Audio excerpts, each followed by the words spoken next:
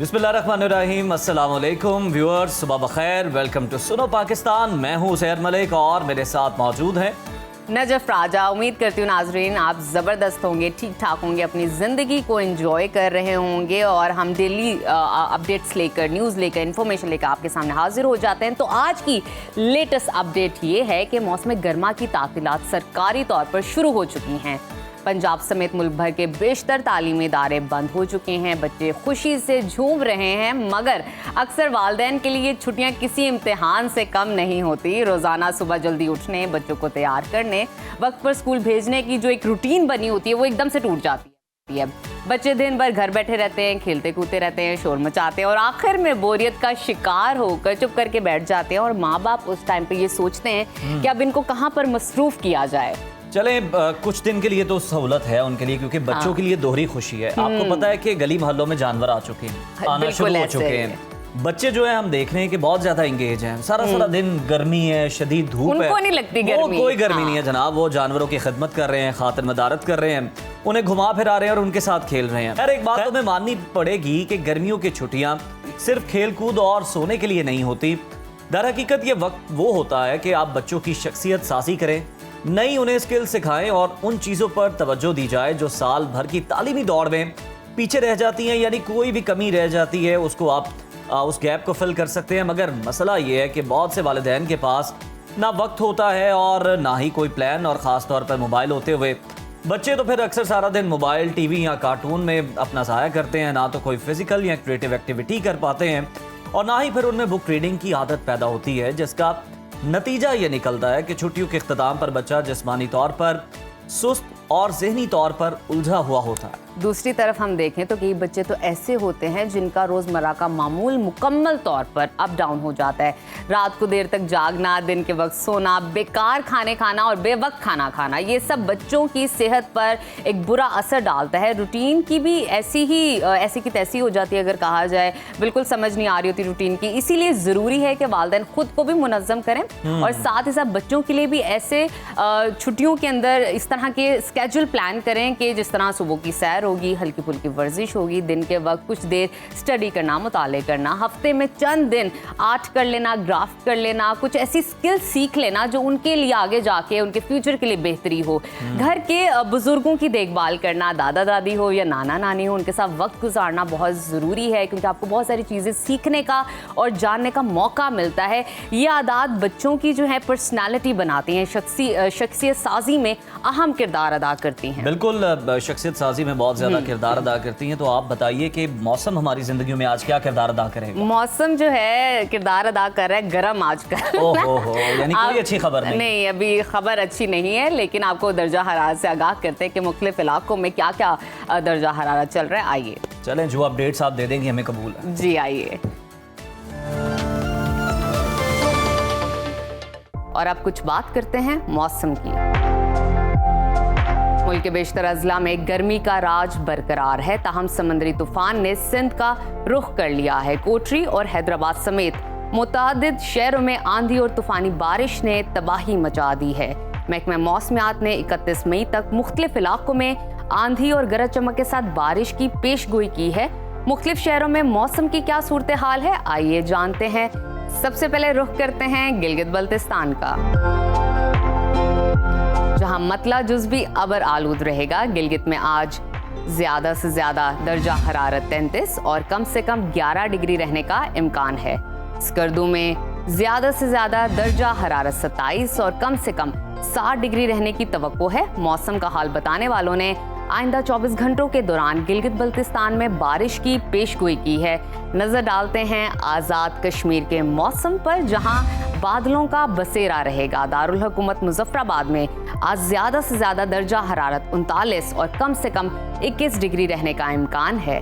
श्रीनगर की तरफ चलते हैं, वहां पर आज ज़्यादा से ज़्यादा पारा 27 और कम से कम 12 डिग्री रहने की तवक्को है। महकमा मौसमियात के मुताबिक आइंदा 24 घंटों के दौरान कश्मीर में तेज़ हवाओं के साथ बारिश मुतवक्के है। आगे बढ़ते हैं, आपके साथ शेयर करते हैं खैबर पख्तूनख्वा का मौसम, जहां सूरज और बादलों में आंख मचोली जारी है। पेशावर में दर्जा हरारत आज ज़्यादा से ज़्यादा 39 और कम से कम 27 डिग्री रहने का इम्कान है। सवात की तरफ चलते हैं, जिसको पाकिस्तान का स्विट्जरलैंड कहा जाता है। वहां पर ज्यादा से ज्यादा टेम्परेचर 29 और कम से कम 8 डिग्री रहने की तवक्को है। महकमा मौसमियात ने आइंदा 24 घंटों के दौरान पेशावर, कोहाट, मानसहरा, एबटाबाद, सवात समेत दीगर इलाकों में आंधी और बारिश का इम्कान जाहिर किया है। और अब आगे बढ़ते हैं, बात करते हैं सुबह पंजाब के मौसम की, जहां बेशतर इलाके शदीद गर्मी की लपेट में रहेंगे। लाहौर का दर्जा हरारत आज ज़्यादा से ज़्यादा 42 और कम से कम 28 डिग्री रहने का इम्कान है। इस्लामाबाद की तरफ चलते हैं, वहां पर आज ज़्यादा से ज़्यादा पारा 38 और कम से कम 26 डिग्री रहने की तवक्को है। मुल्तान की तरफ रुख करें, वहां पर आज ज़्यादा से ज़्यादा टेम्परेचर 42 और कम से कम 31 डिग्री रहने का इम्कान है। महकमा मौसमियात ने आइंदा 24 घंटों के दौरान इस्लामाबाद, रावलपिंडी, लाहौर, गुजरांवाला, फैसलाबाद, बहावलपुर समेत दीगर इलाकों में झक्कड़ चलने और बादल बरसने की पेशगोई की है। और अब बलोचिस्तान का मौसम आपके साथ शेयर करते हैं, जहां चंद मकामात पर बारिश हुई है। कोयटा का दर्जा हरारत आज ज़्यादा से ज़्यादा 34 और कम से कम 12 डिग्री रहने का इम्कान है। महकमा मौसमियात के मुताबिक आइंदा 24 घंटों के दौरान बलोचिस्तान के मैदानी इलाकों में मौसम शदीद गर्म रहने और गर्द आलूद हवाएं चलने की तवक्को है। और आखिर में हमेशा की तरह जिक्र करते हैं वादी महरान का, यानी कि सुबह सिंध के मौसम का, जहां बेशतर अजला में झुलसा देने वाली गर्मी की लहर बरकरार है। मिनी पाकिस्तान यानी कि कराची का तस्करा करें, वहां पर आज ज़्यादा से ज़्यादा टेम्परेचर 37 और कम से कम 29 डिग्री रहने की तवक्को है। हैदराबाद में बारिश और जालाबारी के बाद शहर का ज़्यादा से ज़्यादा दर्जा हरारत 45 और कम से कम 30 डिग्री रहने का इम्कान है। महकमा मौसमियात ने आइंदा 24 घंटों के दौरान सिंध के अक्सर इलाकों में मौसम शदीद गर्म और खुश्क रहने का इम्कान जाहिर किया है।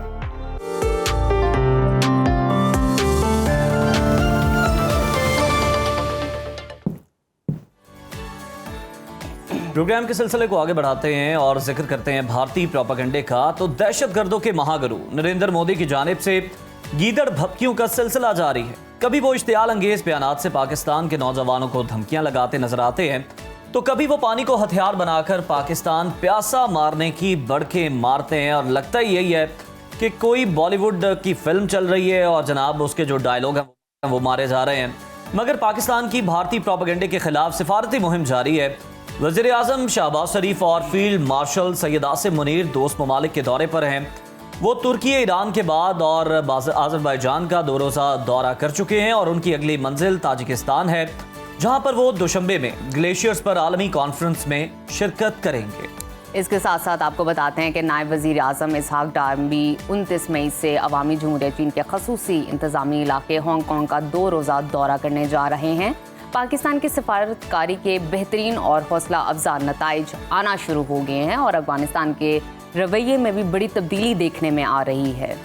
अफगान तालिबान कमांडर सईदुल्लाह सईद ने फितनाल ख्वारिज को वार्निंग जारी करते हुए 2 टोक अल्फाज में वाज़ेह किया है कि पाकिस्तान में लड़ना जायज़ नहीं। अगर रियासती क़यादत पाकिस्तान ना जाने का हुक्म दे चुकी है तो इसके बावजूद वहां जाना दीनी नाफरमानी है। एक जगह से दूसरी जगह हमले करने वाले मुजाहिद कहना गलत है। अपनी अनाह या गिरोह की वाबस्तगी की बुनियाद पर किया गया जिहाद शरीयत के मुताबिक फसाद तस्वुर किया जाएगा। दूसरी जानिब पाकिस्तान और ईरान का बॉर्डर सिक्योरिटी मैनेजमेंट के लिए कोऑर्डिनेशन बेहतर बनाने पर इत्तेफाक हो गया है। ज़ायरीन के लिए पाक ईरान बॉर्डर 24 घंटे खुला रखने, ज़ायरीन की सहूलत के लिए हॉटलाइन के क़याम का फैसला किया गया है। इसी तमाम तर सूरत-ए-हाल पर बात कर लेते हैं। हमें ज्वाइन किया दिफाई तज्ज़ियाकार air commodore retired Khalid Chishti साहब ने। खालिद साहब, good morning and welcome to Suno Pakistan. Sir, दहशतगर्दों के महागुरु भारतीय वज़ीर आज़म की जानिब से हम देख रहे हैं कि इश्तियाल अंगेज़ी और पुरतशद्दुद बयानात का जो खतरनाक सिलसिला है वो जारी है।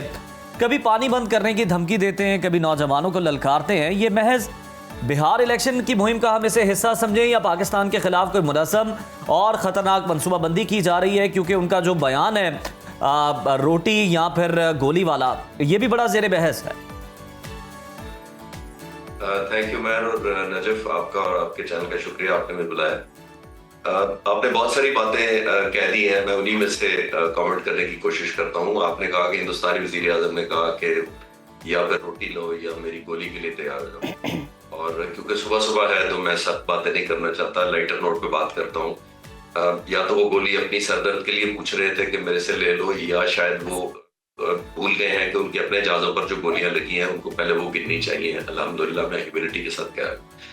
तो क्योंकि अब 1.4 बिलियन लोग हैं, बॉलीवुड मूड बनाया हुआ है उन्होंने, और आपने नोट किया होगा कि उनके डिफेंस मिनिस्टर ने कहा कि अभी ये ट्रेलर था, अभी पिक्चर बाकी है। तो वो भी अंडरस्टैंड करते हैं कि हिंदुस्तानी मेजॉरिटी लोग क्योंकि बॉलीवुड पसंद करते हैं, बहुत बड़ी मार्केट है, तो वो बड़ी बॉलीवुड की लैंग्वेज में कहते हैं ऑपरेशन सिंदूर जो भी है वो ट्रेलर था अभी, और फिल्म पिक्चर बाकी।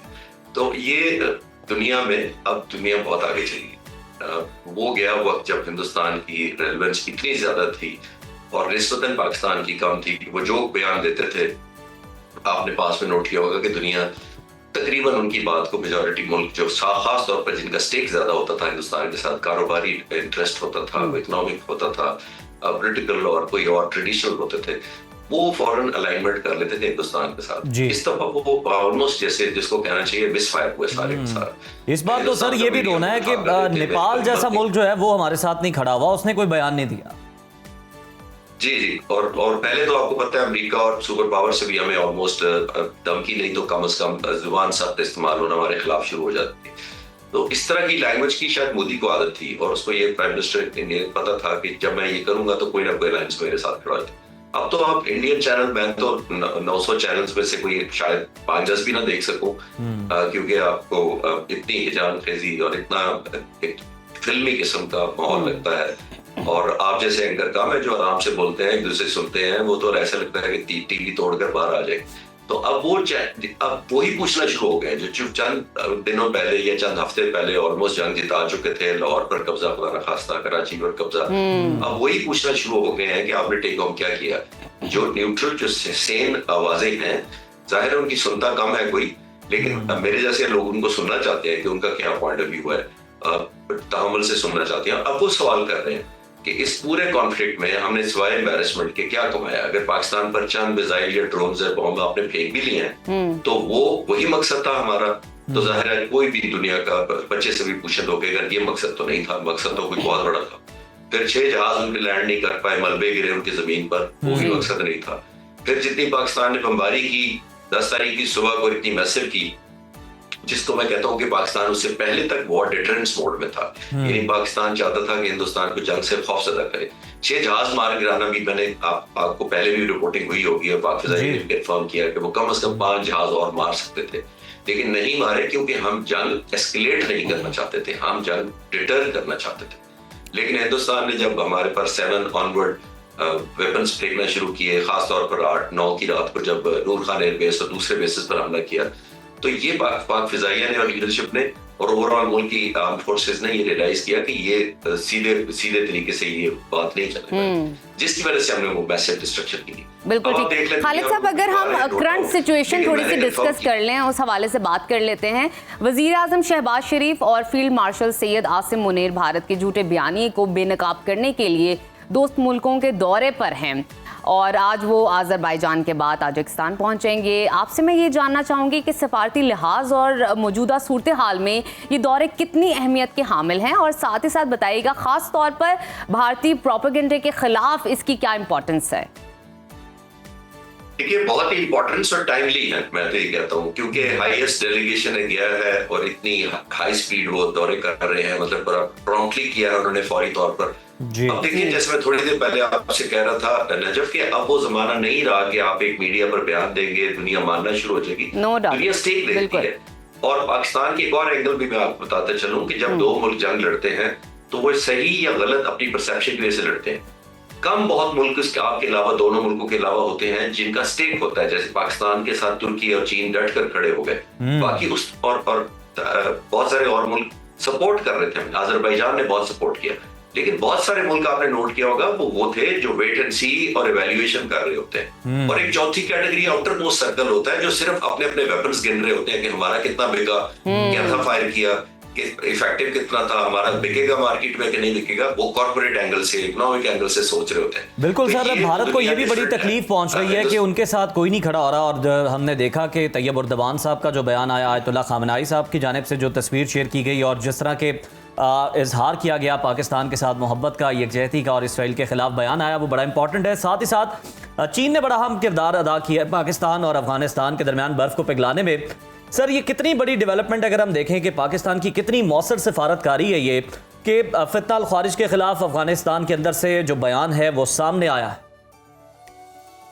जी, बहुत बड़ी कामयाबी है। मैं जब एयरफोर्स में था तो मैं एयर डिफेंस की एक सीनियर अपॉइंटमेंट पे था, जहां पे आपने एयर स्पेस मैनेज करनी होती है। ये दोनों तरफ का डिफेंस ऑल ओवर पाकिस्तान देखना होता है। सही। तो उस वक्त से मुझे एहसास है कि जब आप दो फ्रंट पर लड़ते हैं, तो दो फ्रंट पर आपको डुअल फ्रंट पे आपको केटर करना पड़ता है अपना डिफेंस। तो पाकिस्तान जैसे मुल्क के लिए इकोनॉमिकली भी, मिलिटरीली भी और अदरवाइज भी, कैपेबिलिटी वाइज भी बहुत चैलेंजिंग होता है।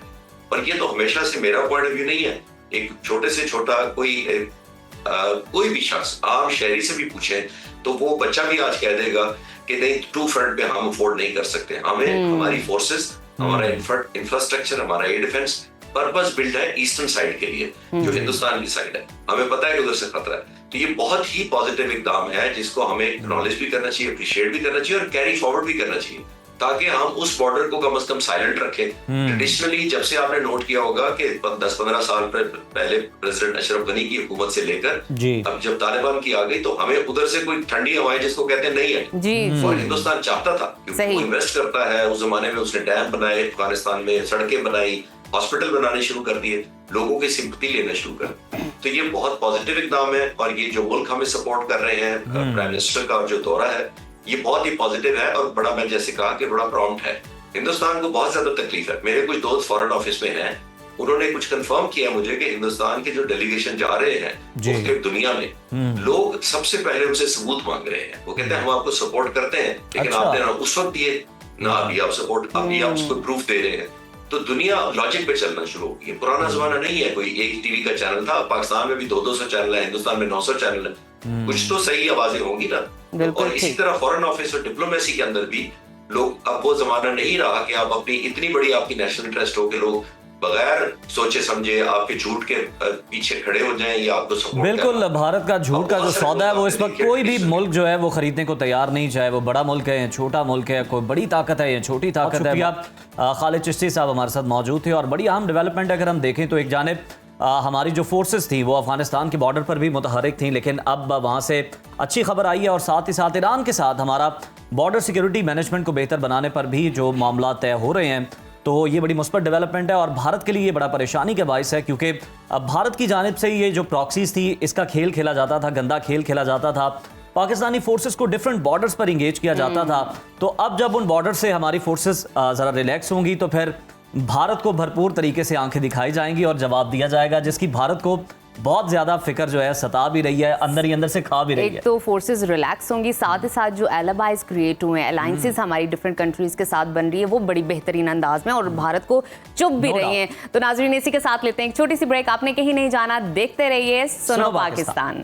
ब्रेक के बाद आपको लिए चलते हैं खेल के मैदान में। तो PSL के बाद पाकिस्तान और बांग्लादेश के दरमियान T20 सीरीज का आगाज हो गया है। पहले T20 मैच में पाकिस्तान ने बांग्लादेश को 37 रन से हरा दिया है। कज़ाफी स्टेडियम लाहौर में खेले जाने वाले मैच में पाकिस्तान ने टॉस जीतकर पहले बैटिंग की। टॉप क्लास कौमी ओपनर्स फ्लॉप साबित हुए। साइम अयूब 0, फखर जमान 1 रन बनाकर आउट हुए। ताहम 20 ओवर में 7 विकेटों के नुकसान पर 201 रन बनाए। कप्तान सलमान अली आगा ने 56, नायब कप्तान शादाब खान ने 48 और हसन नवाज की जानिब से 44 रन स्कोर किए।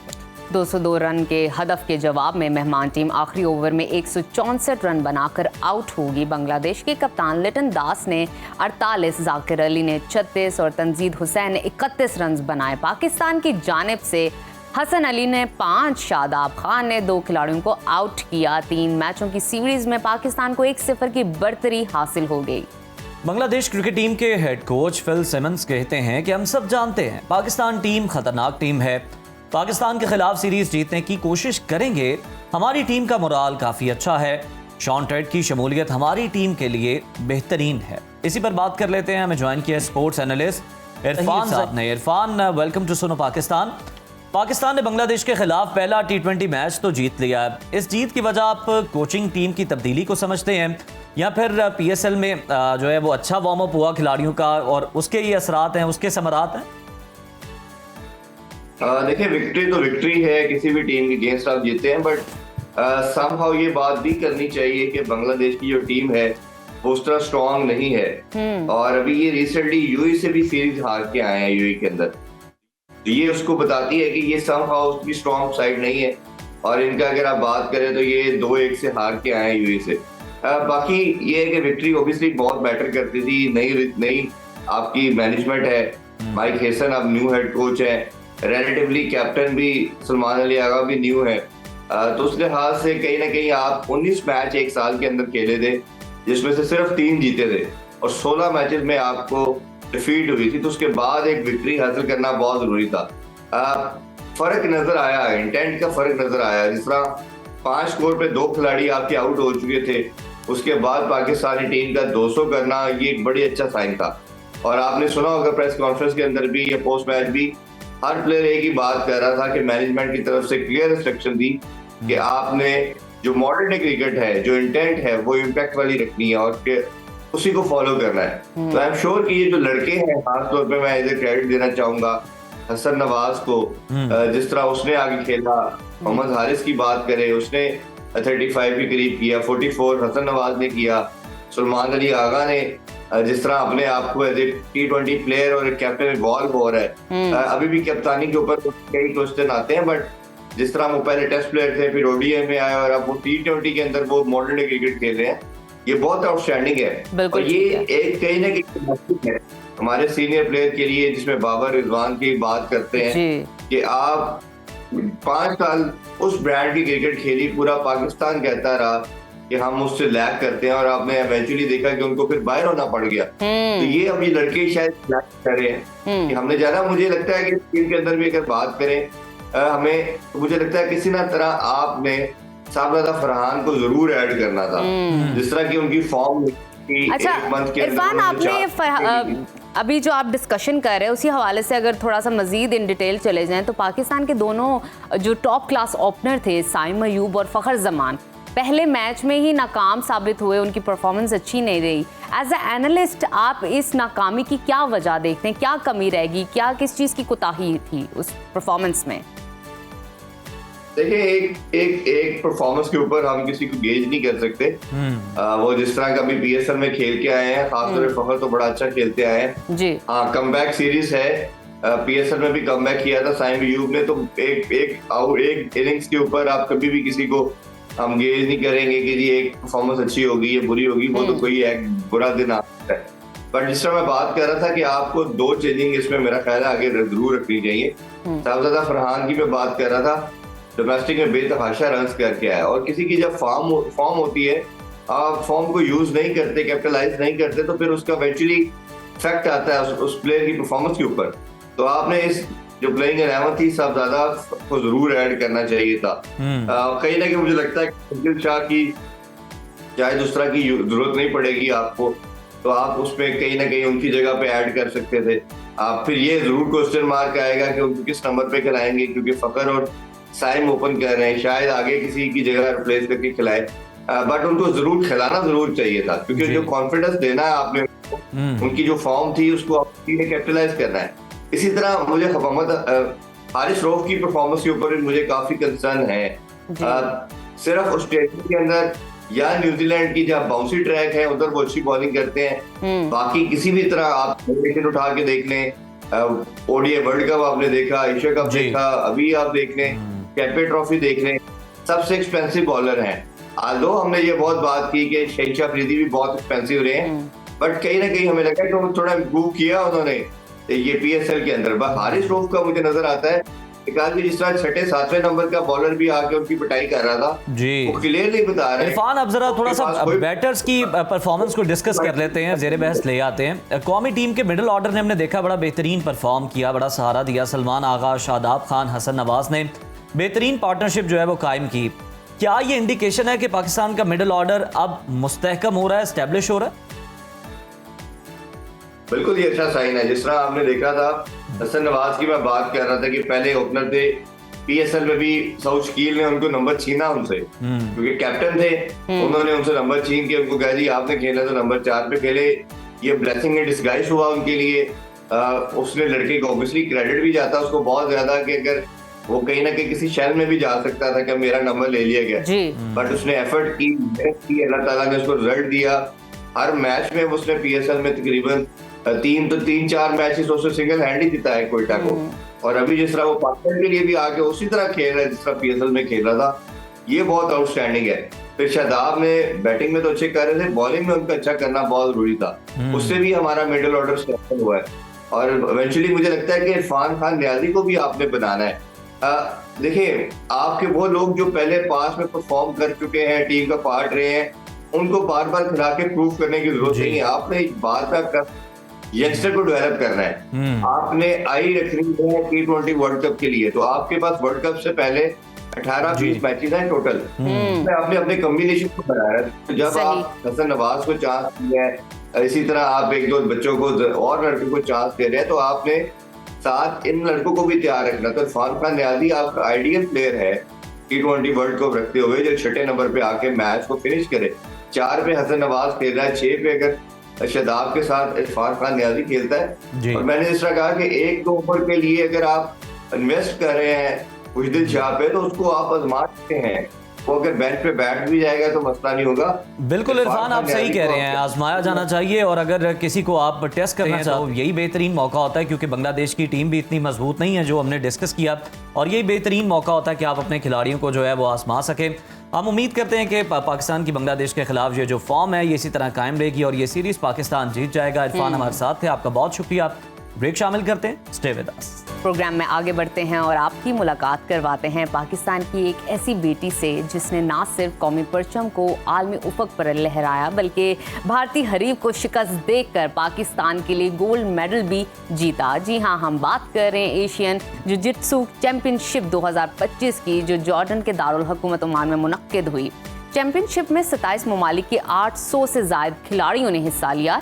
इसी आलमी मुकाबले में पाकिस्तान की बानो भट्ट ने 48 किलोग्राम कैटेगरी में भारत की ऋचा शर्मा को निहायत महारत, एतमाद और हिकमत अमली से शिकस्त देकर गोल्ड मेडल अपने नाम ले लिया। और बात सिर्फ यही खत्म नहीं होती। चैंपियनशिप में हिस्सा लेने वाली पाकिस्तान की जुजित्सु टीम ने मजमूई तौर पर 1 गोल्ड, 2 सिल्वर और 3 ब्रॉन्ज मेडल जीत कर एशिया के इस बड़े इवेंट में अपनी सलाहियतों का लोहा मनवाया। पाकिस्तान जुजित्सु फेडरेशन ने इस तारीखी कामयाबी को मुस्तकबिल के लिए एक रोशन मिसाल करार दिया। आज हमारे मॉर्निंग शो की मेहमान हैं वो बाहिम्मत, बावकार और खिलाड़ी जिन्होंने ये साबित किया कि पाकिस्तानी लड़कियां भी आलमी सतह पर किसी से कम नहीं हैं। तो आइए वेलकम करते हैं Asian gold medallist Bano Bhatt को। Bano, welcome to Suno Pakistan.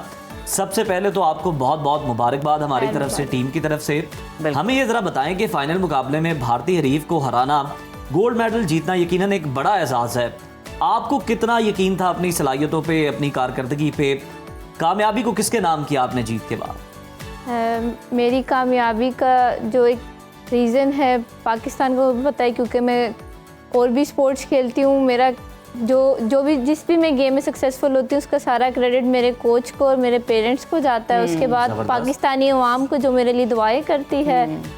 India के साथ जब मेरा मैच था तो लाइक हमारी अभी दोनों मुल्कों की आपस में लाइक राइवलरी काफ़ी अरसे से चलती आ रही है। तो लेकिन स्पोर्ट्स में तो मैं तो रिस्पेक्टिव रहती हूँ, लेकिन मेरे से आगे से मुझे रिस्पेक्ट नहीं मिलेगी like from Indian team and कुछ शेयर करना चाहेंगी? लगता है कोई स्टोरी है जो आप शेयर करना चाह रही हैं। जी, मेरे फाइनल से लाइक 5 मिनट्स पहले मुझे पता चला मेरा फाइनल इंडियन लड़की के साथ है। तो अब बैक स्टेज पे हम बैठे हुए हैं, गियर पहन के रेडी हैं फाइट से पहले। लाइक इंडियन कोच ने कहा कि मैंने आप दोनों की पिक्चर लेनी है। तो मैंने कहा ठीक है, नो प्रॉब्लम। मैंने तो खुशी से हाथ मिलाकर पिक्चर ली। देन जो इंडियन कोच थे मेरे से लाइक 4 to 5 स्टेप आगे खड़े होकर वो कॉल पे बात कर रहे थे, कह रहे थे कि रिचा का मैच बानो के साथ है, जीत जाएंगे, इंडिया का गोल आ जाएगा, बस इधर भी मतलब उड़ा देंगे इनको। अच्छा हाँ। तो लाइक मैं चुप, मैं इस टाइम खामोश थी। मेरी आदत है, मतलब मैं हम्बल पर्सन हूँ। मैं फाइट से पहले ये बेहतरीन जवाब होता है। आपने उसे बोल के नहीं कहा, आपने अपने एक्शन से जाहिर मैं किया। रिंग में जब मैं अपने मैट्स पे गई, मैंने खेला। लाइक इंडियन टीम शुरू में बहुत हुटिंग कर रही थी। लाइक हम टीम पाकिस्तान लाइक 6 प्लेयर्स की हमारी टीम, और कहाँ 45-46 की टीम। वो शोर वो, लेकिन जब मैंने अपनी परफॉर्मेंस दी, जब मेरे हक में डिसीजन आया, मैंने विन किया, मैं खामोशी से मैच से बाहर आई, मैंने बस मेरे दिल से निकला हुआ अल्लाह अकबर वही काफ़ी था। और उस पूरे अरीना में लाइक इतनी क्लैपिंग, इतने लोग, मतलब सारी जितने भी कंट्रीज थी उन्होंने मुझे बहुत सपोर्ट किया, बहुत अप्रिशिएट किया, बहुत सपोर्ट किया। और दूसरी बात ये भी कि मुझे एक बहुत प्राउड पाकिस्तानी फील हुआ जब मैं वहाँ पे, उन्होंने मुझे देखा पाकिस्तान से जीता है, लाइक हमारी आर्मी को वहाँ पे बहुत पसंद किया जाता है। एयरफोर्स से सर औरंगजेब एंड आर्मी से सर अहमद, लाइक उनको लोग जानते हैं वहाँ पे, इतनी रिस्पेक्ट दी जाती है। कौन नहीं जानता, सोशल मीडिया के थ्रू इतना ज़्यादा क्रश क्रिएट हुआ है। अच्छा बानो, मैं आपसे इस इवेंट के हवाले से बात करना चाहूँगी। आपने जीत हासिल की, डेफिनेटली उसके पीछे बहुत सारी स्ट्रगल, बहुत सारी मेहनत होगी, और इस तरह के चैम्पियनशिप में विन करना एक अलग लेवल है। उसको हासिल करने के लिए आपको अलग किस्म की ट्रेनिंग चाहिए होती होगी, फिटनेस लेवल, आपका जहनी तरबियत अलहदा होती है, टेक्निकी सलाहियतें आपको अलहदा से फ्लरिश करनी पड़ती हैं। तो वो जो जर्नी के बारे में हमें बताइए, कितना स्ट्रगल था और किस चीज़ पे आपको ज़्यादा फोकस करना पड़ा? स्ट्रगल तो कोई भी चीज़ आसानी से नहीं होती, हर चीज़ में आपको हार्डवर्क बहुत ज़्यादा ज़रूरी होता है। तो मैं जो डिफरेंट गेम्स करती हूँ, तो लाइक जब एक इवेंट की डेट अनाउंस होती है तो मेरा फुली फोकस होता है 1 या 1.5 महीने पहले कि मैं उस पर फुली अपना प्रिपरेशन स्टार्ट कर दूँ। लाइक मेंटली भी खुद को तैयार करना होता है, फिजिकली भी, डाइट का भी ख्याल रखना होता है। और साथ साथ लाइक एक एथलीट का ड्रीम होता है हर एक पाकिस्तानी लड़के या लड़की का कि वो ये ग्रीन कलर पहने, आउट ऑफ कंट्री जाए, अपनी कंट्री को रिप्रेजेंट करे, उनके लिए गोल्ड मेडल ले। सबसे बड़ी बात एक वो फीलिंग अनएक्सप्लेनेबल होती है कि आप किसी दूसरे ममालिक में हो और आपका कौमी तराना प्ले किया जाए, सब उसकी और आपके सामने आपका रिवायती हरीफ हो। आप देखें ना कि हमारी मुसल्लह फौज ने किस तरह जो भारतीय फौज है उसको धूल चटाई है, और आपने जो भारतीय खिलाड़ी ऋचा शर्मा उनको शर्मा ही दिया मुकाबले में। ये बताएं कि भारतीय खिलाड़ी से मुकाबला होना हमेशा एक जज्बाती पहलू भी रखता है, माहौल भी आपको पता है किस तरह का जंग का बना हुआ था। किस किस्म का आपके ऊपर दबाव था कि आप चले बॉर्डर पर तो नहीं है, लेकिन आपने यहाँ पे इस मैदान के अंदर जो है ना पाकिस्तान की फतह जो है वो हासिल करनी है और बर्तरी जो है साबित करनी है।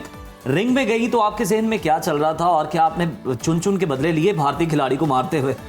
देखिए, जब मैं मैट पे एंटर हुई थी तो एक एथलीट होता है, जब आप इंटरनेशनल प्लेटफॉर्म पे जाते हैं ना, आपकी लाइफ का पूरा फ्लैशबैक आपके सामने चलता है। आपने कैसे स्टार्ट किया, कितनी स्ट्रगल से आप यहाँ आए।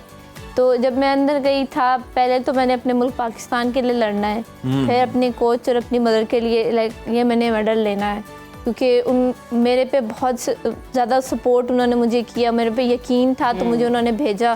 तो लाइक आप सिर्फ जब आप इंटरनेशनल खेल रहे होते, आप सिर्फ अपने लिए नहीं खेल रहे होते, आप पाकिस्तान के लिए खेल रहे होते, आप अपने कंट्री को प्रेजेंट कर रहे थे। Thank you so much Bano, बहुत शुक्रिया आपके आने का। और आप पाकिस्तान की बेटी हैं, पाकिस्तान का फ़ख्र है, आपने इंटरनेशनल लेवल पर पाकिस्तान का नाम रोशन किया। और वैसे उज़ैर, हम हमेशा जब भी भारत के मद्दे मुकाबले आते हैं, तादाद में हम कम होते हैं, लेकिन ऐसी पिटाई करते हैं भारत की हमेशा हर मैदान में, वो तो पूरी दुनिया गवाह है इस चीज की। तो अभी लेते हैं एक छोटी सी ब्रेक, आपने कहीं नहीं जाना, देखते रहिए सुनो पाकिस्तान। प्रोग्राम में बात करेंगे मुल्की सियासत की। हर गुजरते दिन के साथ साथ सियासी दर्जा हरारत है कि बढ़ता ही चला जा रहा है, और ढील की खबरों से एक बार फिर सियासी माहौल गर्म दिखाई देता है। बानी पीटीआई की बहन अलीमा खान ने कुछ दो और कुछ लो के पैगाम से नई बहस का आगाज कर दिया है। सवाल उठाए जा रहे हैं कि क्या तहरीक इंसाफ एनआरओ मांग रही है या फिर बानी पीटीआई डील के लिए तैयार है। क्या तहरीक इंसाफ की क़यादत अपने कानूनी और सियासी मुस्तकबिल से मायूस हो चुकी है या फिर फ्रस्ट्रेशन का शिकार हो चुकी है।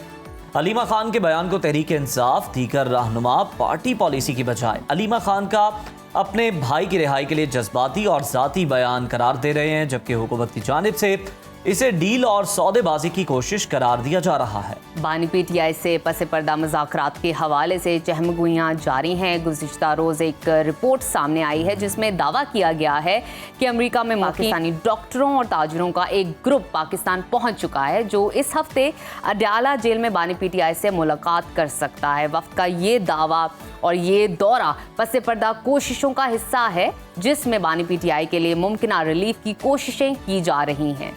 इसी तमाम तर सूरत हाल पर डिस्कशन कर लेते हैं। पीटीआई के सीनियर रहनुमा सेनेटर हुमायूं मेहमद साहब ने हमें ज्वाइन किया है। Welcome to Suno Pakistan. हुमायूं साहब, अलीमा खान के कुछ लो कुछ दो और बानी पीटीआई को रिहा करो के बयान पर बड़ी बहस चल रही है। क्या तहरीक इंसाफ अलीमा खान साहिबा के इस बयान को ऑन करती है? देखिए, गिव एंड टेक का सिंपल सा मतलब ये हो जाता है, जब भी आप नेगोशिएशंस करते हैं तो उसमें गिव एंड टेक होता है। किसी जगह पे आपने पीछे हटना होता है, किसी जगह मैंने पीछे हटना होता है, किसी जगह में आपकी बात माननी होती है, किसी जगह पे मेरी बात माननी होती है। तो ये तो बड़ी कॉमन सी चीज़ है, गिव एंड टेक। और ये हमेशा जब भी नेगोशिएशंस होती हैं उसका ये बेसिक मकसद ही यही होता है। तो इसमें मुझे कोई सच कोई प्रॉब्लम नज़र नहीं आता कि जिसपे I don't know why people are doing that. हाँ, नून वाले जो है ना वो प्रॉब्ली अपनी सोच के लिहाज से वो इसको कह रहे हैं कि जी ये NRO है, फलाना है, क्योंकि वो तो हमेशा इस पे बिलीव करते थे। अगर इमरान खान ने NRO करना होता, मुझे एक बात बताया, वो 2 साल क्यों मुफ्त में जेल में सड़ रहा है, जब उसको पहले साल ही ये ऑफर हो गई थी कि आप 3 साल खामोश रहो और चाहे लंदन चले जाओ, चाहे अमेरिका चले जाओ, चाहे बनी गाला में जाके आराम से रहो, तो हम आपको कर देंगे। Why would he spend 2 years in jail? मतलब मुझे समझ नहीं आती। मियां नवाज शरीफ साहब 4 महीने बाद भाग गए थे पहली बार, दूसरी बार उन्होंने बमुश्किल 6 महीने नहीं गुजारे और भाग गए थे। तो आई रियली डोंट नो कि यहाँ पे इमरान खान क्यों इतने अरसे बाद जाके ये करेगा, और वो भी तब कि जब ना तो उसने एफिडेविट लिखवाया कि उसका दिमाग खराब है, ना उसके प्लेटलेट्स गिरे हैं, ना उसकी कमर को चुप पड़ गई है। तो फिर आई डोंट नो कि वो क्यों करेगा। हुमायूं साहब, अलीमा खान की ऑफर से ये भी समझा जा रहा है कि तहरीक इंसाफ अदालती और पार्लिमानी निज़ाम से मायूस हो चुकी है और इसीलिए अब डील के लिए कोशिशें कर रही है। क्या कहेंगे इस पर? बिल्कुल बजाय है कि पाकिस्तान तहरीक इंसाफ नहीं, पूरा पाकिस्तान जो है ना, पाकिस्तान के जुडिशल सिस्टम से खफा है। और खास तौर पे अभी क्यों इस तरह के पाकिस्तान के जुडिशल सिस्टम कभी भी अच्छा नहीं था। अगर आप पाकिस्तान की 77-78 साल की हिस्ट्री देख लें तो उसमें जुडिशरी हमेशा एग्जेक्टिव की ताबे रही है। अगर पार्लियामेंट सुप्रीम होती तो 26वीं तरमीम के अंदर कम से कम 1 मिनट की बहस तो हो जाती किसी न किसी उसमें, ये या नेशनल असेंबली में या सेनेट में। वहां पे दोनों जगहों पे नहीं हुई, 1 मिनट भी नहीं। हाँ, मेरे घर में, आपके घर में, उसके घर में, चाय में, समोसे में, पकोड़े में, इसके आसपास करके लोग डिस्कस करते रहे हैं, लेकिन इन ट्रू सेंस जो पार्लियामेंट थी वो सुप्रीम नहीं थी। और जिस तरीके से जो बिल पास हुए उसमें पार्लियामेंट सुप्रीम नहीं थी। सही। हुमायूं साहब, बानी चेयरमैन ने नई सियासी जंग का ऐलान कर दिया है, मुल्क तहरीक चलाने का फैसला किया है, मगर दूसरी जानिब बैरिस्टर गौहर साहब तहरीक इंसाफ के रहनुमाओं और कारकुनों को जज्बाती ना होने का मशवरा दे रहे हैं। PTI रहनुमा जो हैं और कारकुनान, वो आखिर किसकी बात माने दोनों में से? इस तरह है, मेरे ख्याल में ये दोनों बातें साथ साथ चल सकती हैं। जज्बात का होना और जज्बाती होने में बड़ा फर्क है। अच्छा। मेरे अंदर जज्बात होने चाहिए लेकिन मुझे जज्बाती नहीं होना चाहिए। सही। जज्बाती का मतलब ये है कि आप को अपने ऊपर काबू नहीं होता। जज्बात का मतलब होता है कि आपके अंदर एक जज्बा होता है, आपके अंदर एक दुख होता है, आपके अंदर एक गम होता है और आप उस चीज को फील कर सकते हैं, जो सही काम हो रहा है या जो गलत हो रहा है, उन दोनों को आप फील कर सकते हैं, आप अप्रिशिएट कर सकते हैं। जज्बाती होता है कि वो उसकी उस फीलिंग के बाद वो बहक जाता है और या तो वो लड़ाई करने पे उतर आता है या वो खुदकुशी करने पे उतर आता है। इधर वे जो होते हैं ना, ये चीजें ठीक नहीं होती। तो जज्बात पे काबू रखना बहुत जरूरी है। ठीक है। जज्बात का होना भी उतना ही जरूरी है पॉलिटिक्स में, क्योंकि ये आइडियोलॉजी में जज्बात होंगे तो आइडियोलॉजी को आप फॉलो करेंगे। और नंबर 3 ये है कि मेरा ख्याल है कि ये जो अगर किसी पॉलिटिकल माइंडसेट की आप बात करते हैं तो वो 3-4 स्टेजेस से गुजरती है। पहली स्टेज होती है कि वो निशानदेही करती है कि ये गलत हो रहा है। दूसरी स्टेज होती है कि वो उसके लिए एक कोई फोरम, लेट्स से कोर्ट या पार्लियामेंट का वो लेती है, सहारा लेती है। जी। शौकत यूसुफजई ने मौक़िफ़ इख्तियार किया है कि KP हुकूमत के खिलाफ साजिश हो रही है और गवर्नर राज लगाने की चाल चली जा रही है। बताइएगा PTI इस खदशे का इजहार क्यों कर रही है, क्या वजह है? देखिए, जब पीपल्स पार्टी के वर्कर, मेरे ख्याल में मैंने अभी तक किसी भी जगह हम लोगों ने इंस्पाइट ऑफ जो हमारे साथ ज्यादती हुई है, हमने किसी पार्टी के झंडे नहीं जलाए। अगर वहां पे उनके कारकुन एक तो रेड जोन के अंदर जाके, और ये याद रखें, मैं एज अ पॉलिटिकल वर्कर मैं इस चीज के खिलाफ हूँ कि आप पॉलिटिकल रैलीज के ऊपर इस किस्म का मतलब तशद्दुद करें या लाठी चार्ज करें, मैं उसके खिलाफ हूँ। लेकिन ये लॉ तो इन्होंने ही बनाया ना कि अगर आप रेड जोन के अंदर जाएंगे तो फिर कुट चाड़ो, तो फिर आप कुट खाओ, या आपने वो बनाया हुआ है वो, तो अब आप ही पे जब अप्लाई हो रहा है तो रोक किस बात कर रहे हो। एंड नंबर 2, अब वो जिसने झंडा जलाया है पीटीआई का, अब वो बेचारा अभी तो कुछ हुआ भी नहीं और उसने माफिया मांगनी शुरू कर दी। अच्छी बात है, माफी मांगनी चाहिए, जब आप गलत काम करोगे तो माफी तो आपको मांगनी चाहिए, और उसके जाहिर है उसके सारे प्रूफ्स भी हैं हर जगह पे, तो उन्होंने माफी मांगी है, which is a good thing. मैं उसको अप्रिशिएट करता हूँ, मैं उसको तनकीद नहीं करूंगा, मैं उसको अप्रिशिएट करूंगा। अगर किसी से गलती हो जाती है, जाने अनजाने में हो जाती है, तो उसकी माफी मांग लेना कोई बुरी बात नहीं है। लेकिन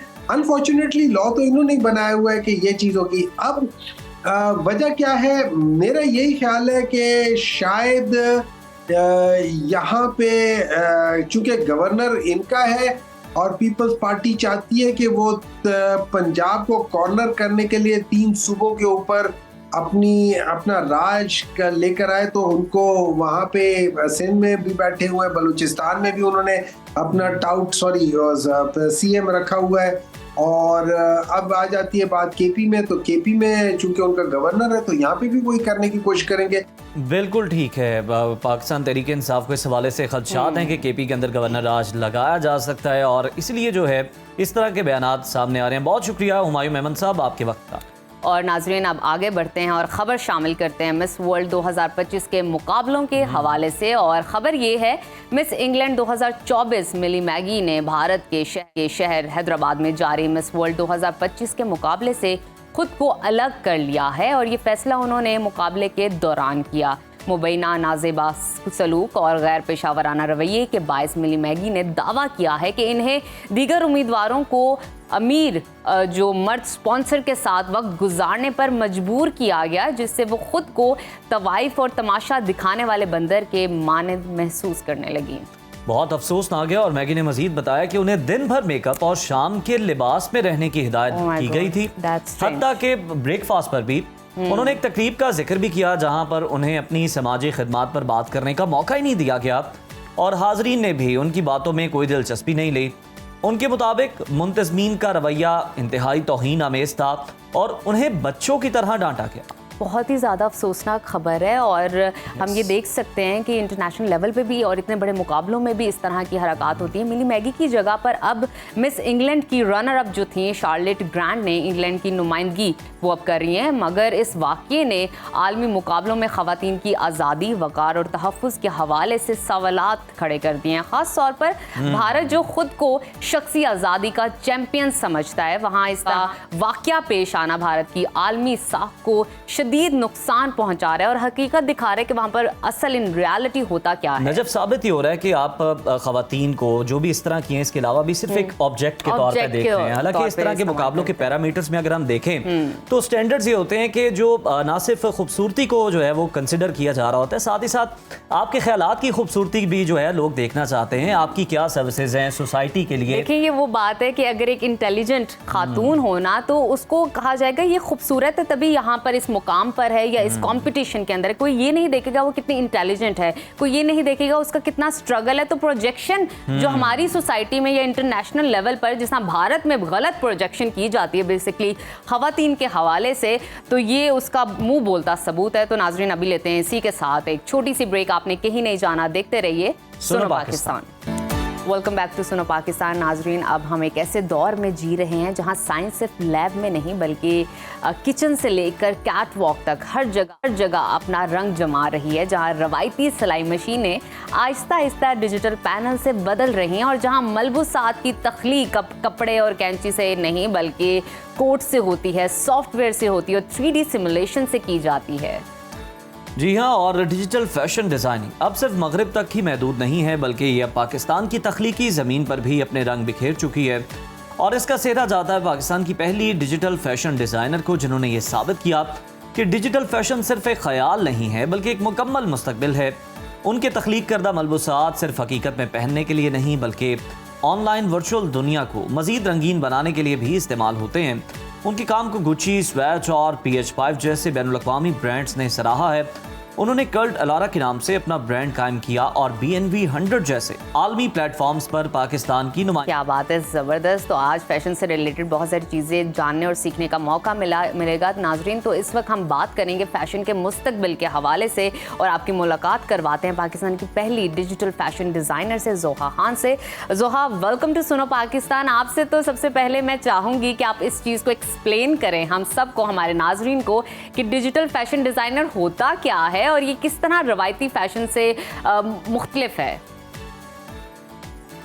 अस्सलाम वालेकुम। डिजिटल फैशन बेसिकली जिस तरह हम रिवायती तौर पर हमारे हाथ में एक सुई, धागा, एक कपड़ा होगा और उसको हम स्टिच करके एक प्रोडक्ट बनाएंगे, वही चीज़ हम डिजिटली करते हैं सॉफ्टवेयर के अंदर, जिसके अंदर हम डिजिटली स्टिच करके फैब्रिक को सिमुलेट करके फिर हम एक फाइनल लुक बनाते हैं जो कि एक एवटार या कैरेक्टर के ऊपर होती है, जिसका बॉडी साइज भी हम ऑल्टर कर सकते हैं जो कि हमारे कस्टमर का हो, और फिर उस बेस पर हम प्रोडक्शन कर सकते हैं, जिसके अंदर हमारी सैम्पलिंग का जो प्रोसेस है वो बहुत ज़्यादा स्ट्रीमलाइन हो जाता है और वेस्टेजेस जो है वो बहुत कम हो जाती हैं। और हम इसको क्रिएटिवली यूज़ करते हैं मार्केटिंग में, कैंपेन्स बनाने में, और इवन गेमिंग और वर्चुअल रियलिटी में भी डिजिटल फैशन का इस्तेमाल होता है। अच्छा जोहा, आपने पाकिस्तान में इस मुनफरिद फील्ड में आने का फैसला किस तरह किया? क्योंकि जिस शोबे में कोई काम ना हो रहा हो ना, तो वो बड़ा डिस्करेज किया जाता है कि तुम कहाँ जा रहे हो, इस फील्ड में तो कोई स्कोप ही नहीं है। ये फैसला आपका अपना था या किसी ने आपको मशवरा दिया जो आप इस फील्ड की तरफ आई, किसी की गाइडेंस थी? ये ना गाइडेंस थी ना मशवरा था, लेकिन आपकी बात सही है कि अगर आप एक नई फील्ड में पाँव रखते हैं तो बहुत से लोग आपके करीबी सबसे पहले आपको कहते हैं आप ये क्या कर रहे हो, बिल्कुल नहीं, इसको पहले किसी ने किया नहीं जी। तो ये एक, मैं कहती हूँ, प्लेजेंट एक्सीडेंट था जिसके अंदर मैं, क्योंकि फैशन इलस्ट्रेशंस की फील्ड में थी पहले से, इवन दो मैंने मार्केटिंग पढ़ी, लेकिन वहाँ से मेरा इंटरेस्ट डेवलप हुआ डिजिटल फैशन में। मैं एक कंपनी में हायर हुई जहाँ पे वो ये चीज़ यूज़ कर रहे थे, जहाँ से मेरा एक्सपोजर हुआ इसकी तरफ, और फिर मैं इसकी तरफ राइब हुई और मैंने खुद से सीखा। कोई गाइडेंस नहीं थी, कुछ नहीं था, क्योंकि जब आपके इर्द गिर्द के लोग नहीं कर रहे और ग्लोबली भी सिर्फ चंद गिने चुने लोग कर रहे हैं, तो वो फिर नो डाउट जोहा, जब आप कोई नई चीज ट्राई करते हो ना, तो आपके पास उस तरह की इंस्पिरेशन होती नहीं है, आपको गाइडेंस मिलती भी नहीं है, चाहिए तो होती है लेकिन पता नहीं होता, तो आप खुद ही से ही सीखते हैं। मैं आपसे मजीद जानना चाहूँगी, डिजिटल मलबूसात आखिर बनते कैसे हैं, कौन से सॉफ्टवेयर टूल्स या प्लेटफॉर्म इस्तेमाल किए जाते हैं, और ये भी बताइएगा क्या आम लोग या डिफरेंट ब्रांड्स इन डिज़ाइन को ख़रीद सकते हैं वर्चुअली, किस तरह ये ख़रीदे जा सकते हैं, ये भी बताइए।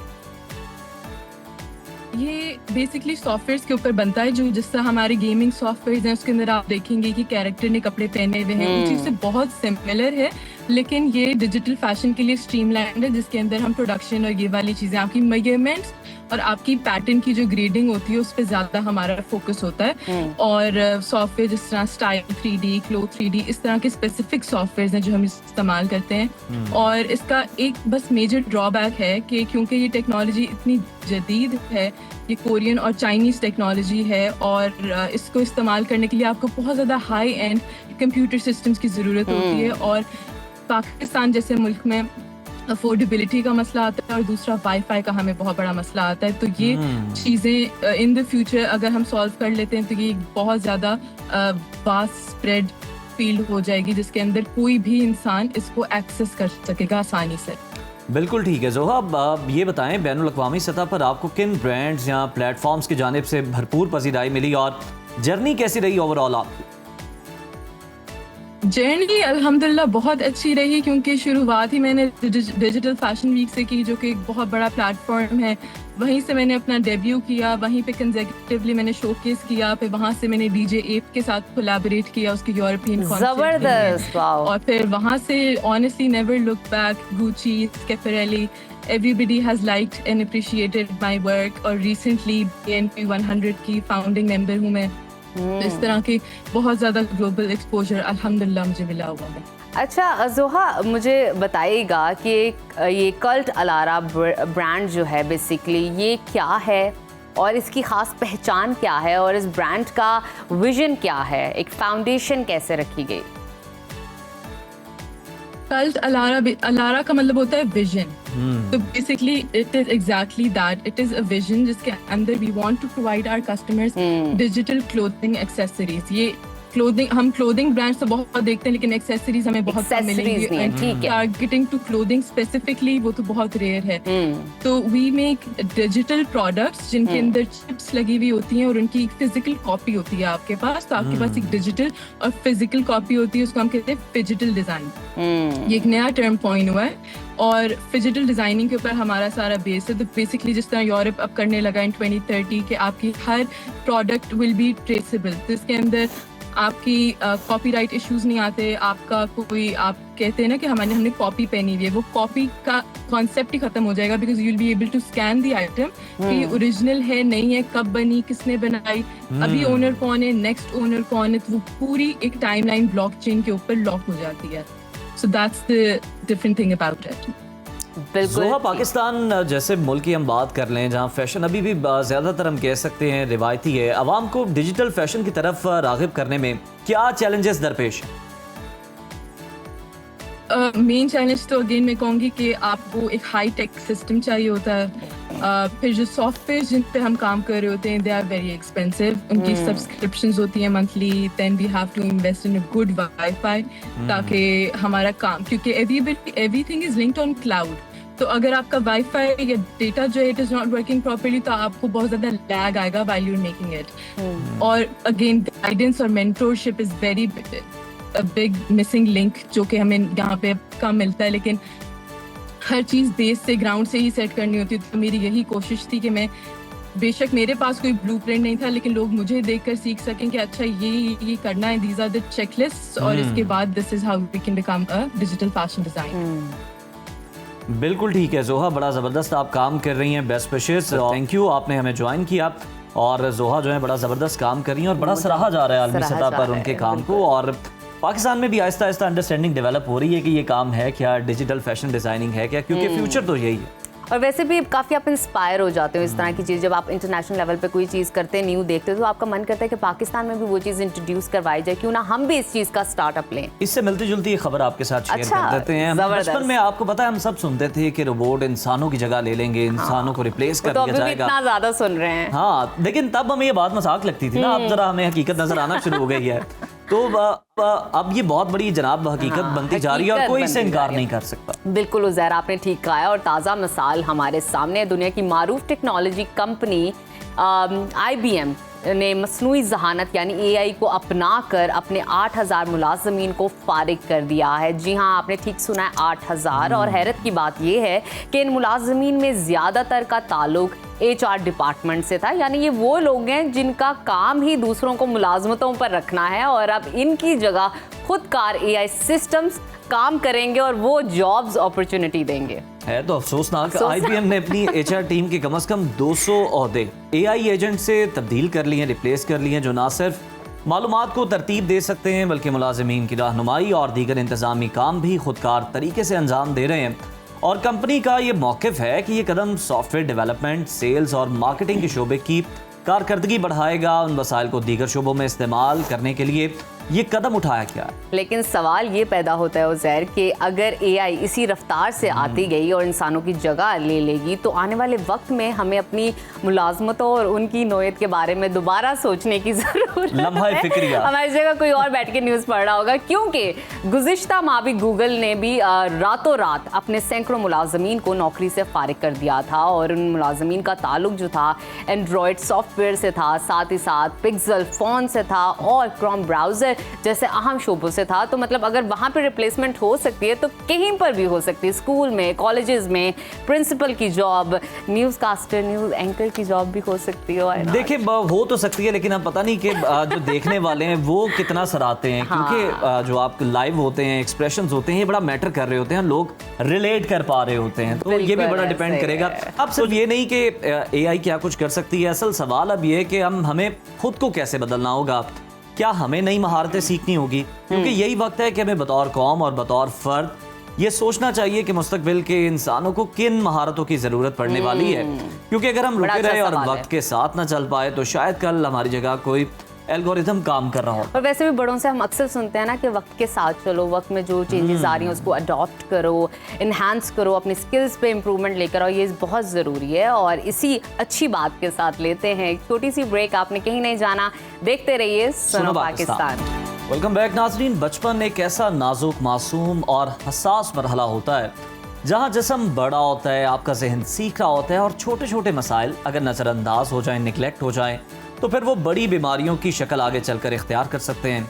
हम देखते हैं कि बहुत से बच्चे मिट्टी खाते हैं, बिस्तर पर यूरिनेट कर देते हैं या बार बार पेट में दर्द और कीड़ों की शिकायत करते हैं, और अक्सर वालिदैन इसे शरारत, कमज़ोरी या फिर ज़िद समझकर नज़रअंदाज करते हैं।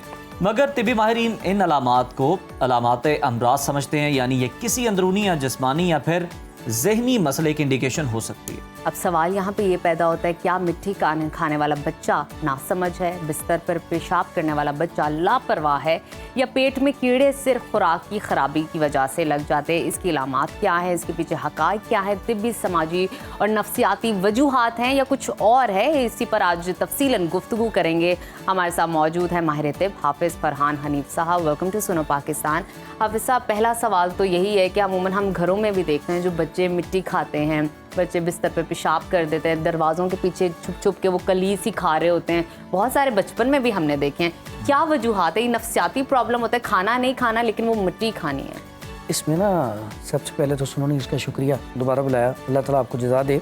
सबसे पहला काम इसमें ऐसे बच्चे जिनको खुराक की कमी होती है, कैल्शियम की कमी होती है, आयरन की कमी होती है, मिनरल्स की या जिंक की कमी होती है, ख़ुसूसन कैल्शियम की कमी जो है आप अक्सर देखते हैं जिनके अंदर ये बच्चे ये जो ऐसे बच्चे होते हैं, अक्सर गरीब जो घराने होती हैं गांव में या शहरों में भी, ऐसे बच्चे इनको ज़्यादा ये मसला होता है। और इसमें जो होता है ना, ये जो मिट्टी खाते हैं, दो चीज़ें आ जाती हैं। बाज़-औक़ात माँ बाप डांट देता है या ज़्यादा उसे थोड़ा सा डांट दिया तो बाज़-औक़ात वो अपने आप को ना टाइम पास करने के लिए भी ये चीज़ें खाना शुरू कर देते हैं, कुछ अपने आप को ना मसरूफ़ करने के लिए बच्चे ऐसा। लेकिन असल इसमें जो सबब है वो कैल्शियम की कमी है। जब कैल्शियम की कमी और आयरन की कमी पूरी हो जाएगी तो वो ये चीज़ें खाना छोड़ देंगे, ठीक है।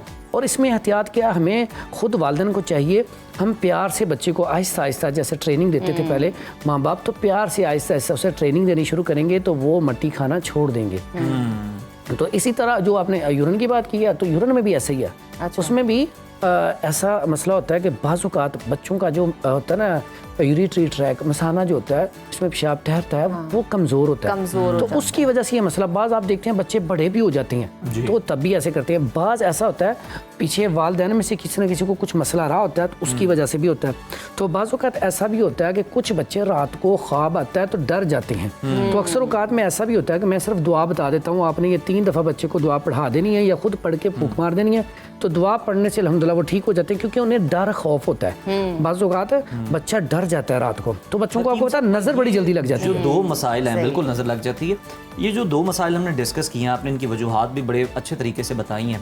तिब के अंदर इनका क्या इलाज मौजूद है? जैसे हम देखते हैं ना कि कोई मुतबादिल होना चाहिए, कोई बच्चा बहुत ज़्यादा सूथर यूज़ कर रहा है, चूसनी यूज़ कर रहा है, कहते हैं कोई कड़वी चीज़ लगा के छुड़वाई जा सकती है, बिल्कुल ऐसा। तो इस तरह कोई मुतबादिल बताइए कि ये जो 2 आदात हैं या जो मसला समझ लें बच्चों के साथ है, जो बेचारे एक्सप्लेन नहीं कर पाते, उसका हल निकला नहीं है, बस उनकी नफ्सियाती प्रॉब्लम बन जाए, बच्चा जो एम्बैरसिंग फील बिल्कुल। इसके अलामात भी बताता हूँ, जहाँ पे वो अलामात आए तो आप समझ लें। सबसे पहली बात जो आपने वो चूसने वाली चीज़ बात की, चूसनी बड़ी नुकसानदेह है, उससे भी पेट में कीड़े पैदा हो जाते हैं। अच्छा। तो उसका इलाज बड़ा बेहतरीन है, ब्रेसेस लगवा रहे होते हैं। बिल्कुल, उसका बड़ा बेहतरीन और आसान इलाज है, अक्सर लोगों को नहीं पता। आप किसी भी पंसार स्टोर पे जाएं तो उसमें ना 20 रुपए की या 30 रुपए की सिर्फ आप काला मुसब्बर, एलवा, जो एलोवेरा है हाँ ना, जी। एलोवेरा को जब खुश्क किया जाता है उसे मुसब्बर कहा जाता है। ठीक है। वो ले लें, या फिर रसौंत, उसे रस इंडिया भी कहा जाता है, रसौंत या रस इंडिया। रस इंडिया। वो लेके आप हल्का सा गीला करके ना, तो उसके ना अंगूठे पे लगा दें या चूसनी पे लगा दें, तो बच्चा चूसनी छोड़ देगा। ठीक है, ये बड़ी ज़रूरी चीज़ है, तो क्योंकि अगर आप वो चूसनी हर टाइम चूसता रहेगा तो इससे भी पेट खराब ही रहेगा तकरीबन। स्पीच डिले आ जाता है बच्चों में बिल्कुल बहुत ऐसा है। ज़्यादा। अच्छा, इसके साथ साथ जो पहला मसला था, उसकी अलामात कैसे आपको पता चलेंगी कि अगर उसके पेट के अंदर कीड़े हैं। एक तो सबसे पहला वो नाक को खुजाते हैं अक्सर बच्चे, ठीक है, जो नाक को हर टाइम खुजाते रहें, या वहाँ पे ना आप वॉशरूम वाली जगह पे, मकद पे, वहाँ पे खारिश करते रहें, या रात को सोएं तो दांत पीसते रहें हर टाइम। ये बड़ी बड़ी पक्की निशानी है। या बच्चा हर थोड़ी देर बाद खाना मांगी जाए, ये भी लेकिन बहुत उसकी अच्छा। सेहत नहीं बन रही। हाँ, उससे पतला उसका है वो पेट बच्चा। निकला होगा, अक्सर कहेगा मेरे पेट में दर्द, मेरे पेट में दर्द। वो पेट में दर्द सिर्फ और सिर्फ ये जो होते हैं ना, कद्दू दाना भी हम इसको बोलते हैं, चनूने भी बोलते हैं, मलप भी कहते हैं, 3 किस्म के होते हैं ये, ठीक है ना। तो पेट में जो कीड़े हैं, बेसिकली ये जो यूरिन बच्चे ऊपर करते हैं, कई बच्चे ऐसे मेरे पास आए हैं जिनका मैंने इलाज कीड़ों का किया, उन्होंने यूरिन करना छोड़ दिया बिस्तर के ऊपर।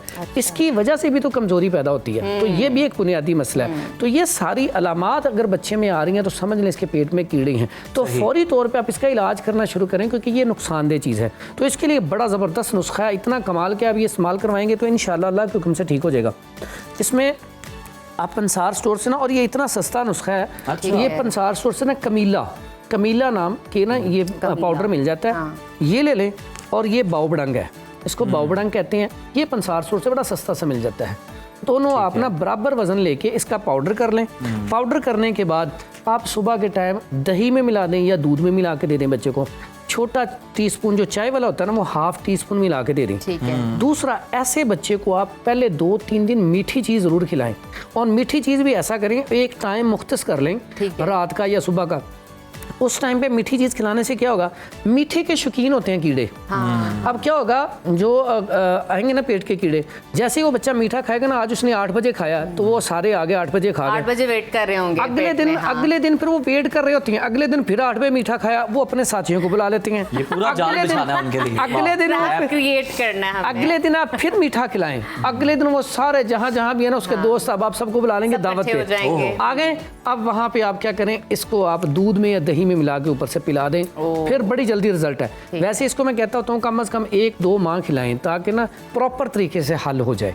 तो ये बड़ा आसान और सिंपल सा इलाज है कीड़ों का हल। और उसके बाद ये नीम के पत्ते, ये बड़े कमाल है। इसका आप कहवा बना के पी लें, या इसका पाउडर करके इसको इसमें भी शामिल कर सकते हैं, लेकिन इसका आप कहवा बनाएं, साथ ये बेशक अदरक शामिल कर लें, इसका कहवा बना के दे दें, बड़ा बेहतरीन है। अगर इसके साथ काली मिर्च, आप बच्चा अगर बड़ा है, क्या ये थोड़ा सा कड़वा लगेगा क्योंकि नीम का है पत्ते, हाँ, तो कड़वे और बच्चे को पता क्या करें, बच्चे को इसका थोड़ा पत्ता लेके ना, थोड़े से तोड़ के, तो आप इसको सिर्फ यही लें, इसको तोड़ के, काली मिर्च भी बिल्कुल थोड़ा सा पाउडर लेके ना आप दूध में शामिल करके ना, शायद बेशक मिला लें, उसमें मिला के खिला दें। बेहतरीन चीज है ये, बेहतरीन चीज है। ही बच्चों को आपने पिलाना है, क्योंकि बच्चे तो इस तरह कड़वी चीज तो खाते नहीं है। अच्छा हकीम साहब, मैं आपसे ये जानना चाहूंगी कि अमूमन हम देखते हैं कि बच्चों की जुबान जो है सफेद हो जाती है, जी बिल्कुल, मुंह से स्मेल भी आती है, और ये स्पेशली तब होता है, बच्चों के लिए दूध बड़ा अच्छा है, दही बड़ा अच्छा है, तो माएँ जो है दूध पिलाती हैं, फिर दही खिलाती है, इस तरह की डाइट रखती हैं, जिसकी वजह से अक्सर माओ को लगता है कि ये शायद दूध की वजह से जुबान उनकी सफेद है, लेकिन माजरा कुछ और होता है। पेट का प्रॉब्लम है, किस चीज का मसला होता है? अच्छा, इसमें ना जब भी बड़ा हो बच्चा हो, जब आपकी जुबान के ऊपर सफेद तय आ गई ना, इसका मतलब आपका स्टमक कमजोर हो गया। अच्छा। अब आपका डाइजेस्टिव सिस्टम इतना कमजोर हो गया कि खाने को अच्छे तरीके से डाइजेस्ट नहीं करेगा, बल्कि ऐसा होगा कि बाजुकात आपने जो खाया उसी तरह आपको स्टूल आ जाएगा, वो क्योंकि अच्छे तरीके से हजम ही नहीं होगा, आपका स्टमक कमजोर हो चुका है। और ऐसे बच्चे जिनकी वाइट जुबान होती है, वो होता क्या है, जब भी दूध पीते हैं, दूध पीने के बाद फौरन उलट देते हैं, ठीक है। वो क्यों होता है? इसके लिए हम कहते हैं वालिदैन को कि आप खाने, अगर आप फीड करवाते हैं ना, उन्हें आधे घंटे बाद या घंटे बाद उसका दौरानिया डबल कर दें, या उससे भी डबल कर दें, तो ये मसला हल हो जाएगा। अब होता है कि हम कोई ना कोई चीज देते रहती हैं, दूध दे दिया, कुछ थोड़ा अब जैसे ही हमारे एक बहुत बड़ा अलमिया कि जैसे ही बच्चा रोएगा ना, उसको चुप कराने के लिए सबसे पहला काम फीडर। और अब बड़ा ही अहम मसला है हकीम साहब, कुछ लोग तो ज्यादातर फीडर भी पाल रहे होते हैं बच्चों को, और ये कितना खतरनाक है, और किस एज तक जो है आपको ये कम कर देना चाहिए या बिल्कुल छुड़वा देना चाहिए? मैं समझता हूँ कि जब तक वालदा का फीड हो उस वक्त तक, मदर फीड के बाद इसे फीडर को ना लगाया जाए सबसे अच्छी बात है। अगर लगवाना है तो 2-4 माह के बाद इसे छुड़वा दें, क्योंकि आप देखें फीडर जो है वो प्लास्टिक का, आप उसे अच्छी तरह धो भी लेना तो वो अच्छे तरीके से साफ नहीं होता। और अक्सर औकात तो माएँ उसे अच्छे तरीके से धोती नहीं, उन्हें पता ही नहीं है कि इसको अच्छे तरीके से धोना है। और दूसरा, हम इसी तरह फ्रिज में रख देते हैं, उसी तरह पिला देते हैं, तो उससे बड़ा सारा नुकसान होता है। सबसे ज़्यादा स्टमक कमज़ोर होता है। हम भी है ना, अगर फ्रिज से निकाल के ठंडी चीज़ फ़ौरन खाएंगे तो उससे हमारा स्टमक ख़राब होगा, ठीक है। तो इसलिए ये बहुत बड़ा अलमिया है, वहाँ पे स्टमक आपका कमज़ोर है। तो उसके लिए आप काली मिर्च जो है शहद में मिला के या कलवंजी शहद में मिला के खिला दें बच्चे को, बेहतरीन चीज़ है। उससे हकीम साहब ये भी बता दें, बच्चे बहुत जल्द हम देखते हैं थकावट का शिकार हो जाते हैं, बेचैनी चिड़चिड़ेपन का जो है वो शिकार होते हैं।